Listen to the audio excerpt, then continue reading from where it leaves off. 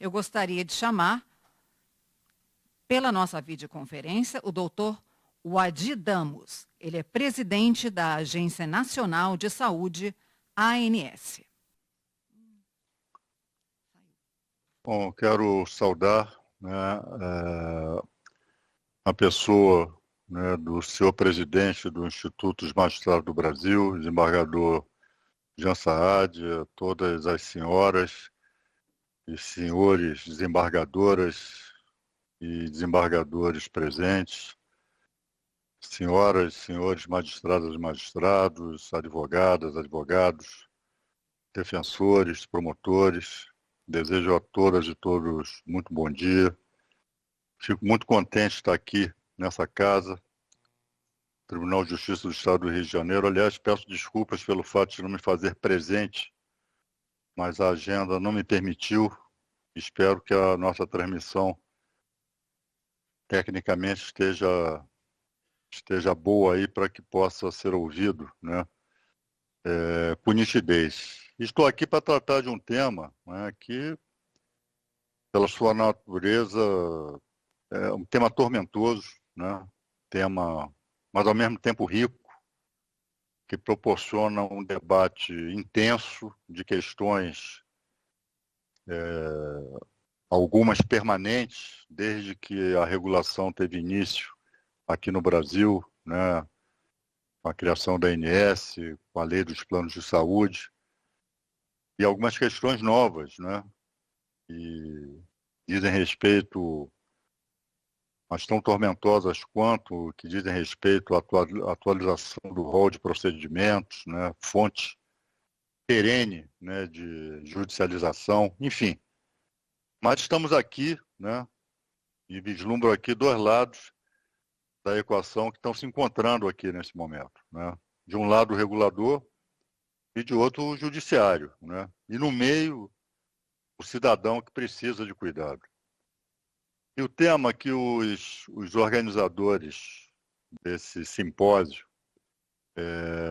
me atribuíram, né, limite da atuação judicial frente à ANS, eu poderia, enfim,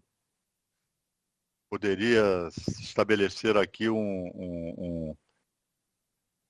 uma escolha, né, de como ser abordado, né?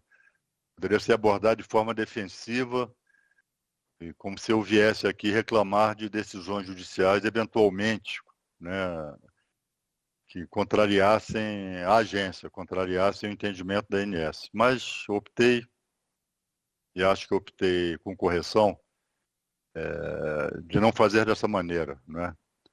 Mas tratar esse tema, que é relevante, muito relevante, como uma oportunidade de diálogo institucional sério entre poderes que têm responsabilidades complementares e que só conseguem cumprir suas funções se atuarem com respeito mútuo e compreensão das respectivas competências. E eu já começo, senhoras e senhores, né, começo com uma afirmação que eu tenho reiterado, né, em todos os fóruns de que tenho participado desde que cheguei à presidência da Agência Nacional de Saúde Suplementar. E vou pedir licença para repetir aqui, diante do Poder Judiciário. A judicialização da saúde suplementar, né, não é a causa da crise do setor. É um dos seus sintomas mais eloquentes. Quando o cidadão ele precisa recorrer ao judiciário para obter aquilo que o sistema deveria entregar de forma regular, nós temos a prova concreta de que algo falhou antes. Na regulação, na coordenação assistencial, no desenho dos incentivos ou na conduta da operadora. A ação judicial, do meu ponto de vista, é o termômetro de uma febre que não foi tratada na origem. Eu acho que é assim que nós devemos encarar o fenômeno da judicialização. Eu digo isso com muita convicção e digo também com um complemento necessário. O sintoma, né, nós sabemos disso, quando se torna crônico, ele passa a agravar a própria doença que denuncia. E os números não nos permitem minimizar o problema. Em 2024, foram ajuizadas quase 300 mil novas ações judiciais contra planos de saúde no Brasil. Isso equivale a uma ação a cada minuto, a cada minuto e 45 segundos. A assessoria teve o cuidado de me calcular essa conta. As despesas judiciais das operadoras ultrapassaram 4 bilhões e meio de reais em 2025. É um recorde histórico. No SUS, no Sistema Único de Saúde, a judicialização de medicamentos consumiu 2 bilhões e 700 milhões de reais em 2024. Então, nós estamos falando de volumes que afetam de modo direto a sustentabilidade do sistema, por consequência, o universo de mais de 50 milhões de beneficiários. Hoje são 53 milhões de beneficiários na saúde suplementar, brasileira. E esses números, senhoras e senhores, exigem reflexão. E não para questionar o direito do cidadão de buscar a tutela jurisdicional. Esse direito é inviolável e eu, como advogado, um ex-secretário nacional do consumidor, seria o último a contestá-lo, por óbvio. Mas para perguntar com seriedade se a forma como o sistema está organizado não está produzindo inadvertidamente mais conflito do que solução. Ponto que eu considero central nesse debate, eu diria que é o seguinte: a saúde suplementar opera sob uma lógica de mutualismo. Todos nós sabemos disso. As mensalidades de todos, esse é o sentido do mutualismo, financiam o cuidado de cada um. O que garante a sustentabilidade desse pacto é a previsibilidade. Previsibilidade de custos, de coberturas, de regras. Quando uma decisão judicial individual altera essa equação de forma imprevisível, ela pode resolver o caso concreto. E muitas vezes, não há a negar, isso tem que ser reconhecido, muitas vezes resolve corretamente, mas produz efeitos que se propagam sobre todo o sistema. Isso é importante nós observarmos. Eu não estou dizendo que a decisão judicial é errada, eu estou dizendo que ela opera num registro do caso individual, da urgência, do sofrimento concreto, que, por definição, não consegue capturar a dimensão coletiva e sistêmica das suas consequências. E esse é um problema estrutural, não um defeito do juiz. Nós podemos observar que nos últimos anos, uma tendência de ampliação judicial das coberturas contratuais e que merece análise cuidadosa. Essa frequência, essa tendência, ela é frequentemente baseada na primazia da prescrição médica individual, ou seja, no entendimento de que o que o médico prescreveu deve ser coberto, independentemente do que dizem os protocolos clínicos, as diretrizes de utilização da ANS ou os parâmetros de custo-efetividade. Eu compreendo profundamente o que motiva essa orientação. O juiz tem diante de si um paciente, um sofrimento, uma prescrição médica, uma negativa da operadora e uma urgência que não admite espera. Nesse cenário, a tendência natural e humanamente compreensível é deferir, proteger, garantir. Mas é preciso reconhecer que a prescrição médica individual, por mais respeitável que seja, não é infalível, nem é o único critério legítimo de decisão. Existe um corpo robusto de evidências científicas, diretrizes clínicas, protocolos de utilização e avaliações de tecnologia que a ANS utiliza para definir o rol de procedimentos. Essas avaliações consideram não apenas a eficácia de um tratamento para um paciente, mas sua segurança, seu custo-efetividade e seu impacto sobre o conjunto do sistema. Desconsiderar esse arcabouço em favor exclusivo da prescrição individual e digo isso com todo respeito, substituir um critério institucional e coletivo por um critério particular e pontual. E aqui é preciso reconhecer, e faço isso com muita satisfação institucional, que o próprio Supremo Tribunal Federal enfrentou essa tensão, enfrentou esse debate de forma direta, né? A ação direta de inconstitucionalidade 7265, né, que foi julgada em setembro de 2025, ela fixou critérios cumulativos para a cobertura de tratamentos fora do rol da ANS. Quais sejam: prévia avaliação pela agência reguladora, inexistência de alternativa terapêutica adequada dentre aquelas já cobertas, eficácia comprovada por evidência de alto nível, registro na Anvisa e pedido prévio à operadora, né? Estes foram os critérios fixados pelo Supremo Tribunal Federal para admitir a cobertura de tratamentos fora do rol da ANS. Do meu ponto de vista, essa decisão ela é um divisor de águas. Não porque restringe o direito do paciente, até porque não restringe, mas porque reafirma que a definição do que deve ser coberto é, antes de tudo, uma decisão técnica e regulatória, exercida pela ANS com base em evidências científicas. O judiciário pode e deve intervir quando essa decisão, quando não há decisão, quando há omissão por parte do regulador, ou quando essa decisão é arbitrária ou irrazoável. Mas não deveria substituí-la de forma rotineira, como se o rol fosse mera sugestão e a prescrição individual fosse título executivo. O Supremo disse, essencialmente, o que precisava ser dito. Há uma instância técnica competente para avaliar e incorporar tecnologias. E essa instância é a ANS, a Agência Nacional de Saúde Suplementar.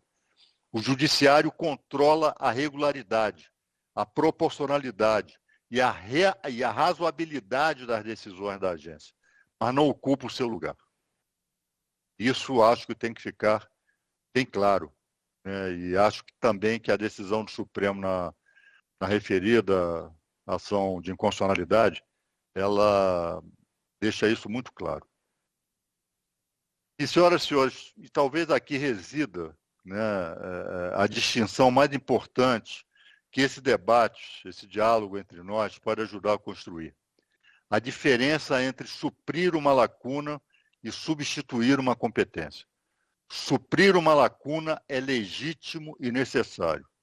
Se a ANS é omissa na avaliação de uma tecnologia, se a operadora descumpre o contrato, se o beneficiário é lesado por uma negativa injustificada, o judiciário deve atuar. E atuar corretamente. Essa é a função clássica do controle jurisdicional. Agora, substituir uma competência é outra coisa. E quando a decisão judicial ela não se limita a corrigir uma ilegalidade, mas passa a definir por conta própria o que deve ser coberto com base em tais ou quais critérios e a que custo, desconsiderando a avaliação técnica da agência reguladora, os protocolos clínicos reconhecidos e o impacto coletivo da decisão. Quando isso se torna prática recorrente, o que se instala não é o controle jurisdicional do ato administrativo, é uma regulação paralela, exercida caso a caso, sem os instrumentos, sem os dados, sem a visão sistêmica de que a regulação precisa. E esse protagonismo judicial, por mais bem intencionado que seja, produz consequências que afetam justamente quem mais precisa de proteção.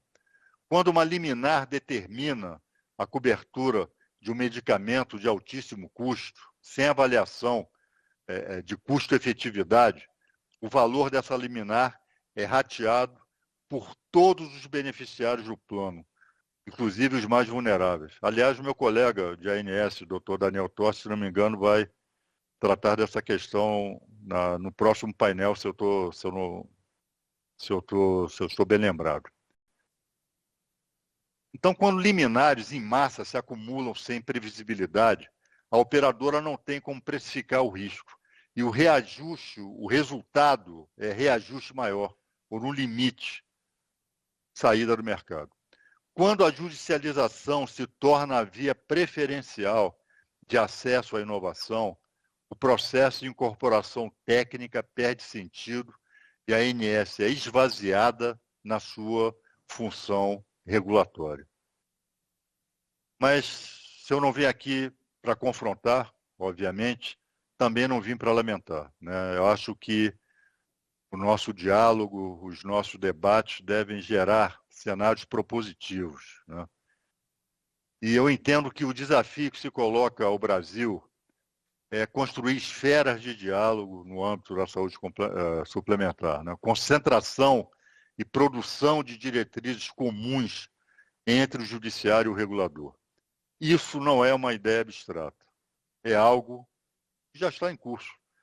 O FONAJUS, né, o Fórum Nacional do Judiciário para a Saúde, vinculado ao CNJ, é uma instância que vem produzindo enunciados e orientações relevantes. Nós temos que reconhecer. A decisão do Supremo, na já tantas vezes aqui citada ação de direta de inconstitucionalidade 7265, fixou balizas objetivas que uniformizam o tratamento judicial do tema. Os núcleos de apoio técnicos, NATs, né, que funcionam junto a vários tribunais, já demonstraram que a assessoria técnica qualificada reduz significativamente a concessão de liminares sem fundamentação clínica. E a ANS, por sua parte, né, ela precisa fazer a lição de casa. É o que nós estamos tentando, de forma diuturna, dedicada, né, fazer. Né? Nós temos consciência disso. Nós precisamos atualizar o rol, talvez com mais agilidade, né? Mas a agilidade também não pode substituir a evidência técnica, né? Nós temos que ter um equilíbrio, né, nesse sentido. Nós temos consciência que precisamos dar mais transparência aos critérios de incorporação, que precisamos produzir informação melhor, mais detalhada e mais acessível aos magistrados. Se o juiz decide sem a informação que a agência deveria fornecer, a responsabilidade não é do juiz, é do regulador. E nós estamos trabalhando nisso. A agenda regulatória, né, que nós já inauguramos, que vai compreender o período 2026-2028, prevê a modernização do processo de incorporação, a construção de um limiar de custo-efetividade para a saúde suplementar e a ampliação dos instrumentos de compartilhamento de risco com a indústria farmacêutica. Nós estamos construindo uma parceria com a OPAS para fortalecer a avaliação de tecnologias. Estamos buscando, junto ao CNJ e ao FONAJUS, mecanismos que permitam ao judiciário acessar em tempo real as informações técnicas da ANS sobre as tecnologias de análise.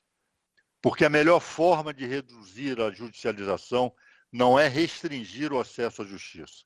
Isso seria inadmissível e tangenciaria até questionamentos quanto à constitucionalidade desse pensamento. A melhor forma é fazer com que o sistema funcione de tal maneira que o cidadão não precise recorrer ao judiciário para obter aquilo que deveria receber de forma regular. Então, já me encaminhando para o encerramento, senhoras, senhores magistrados, senhoras e senhores aqui presentes, eu encerro com uma reflexão e espero que ecoe para além desse auditório.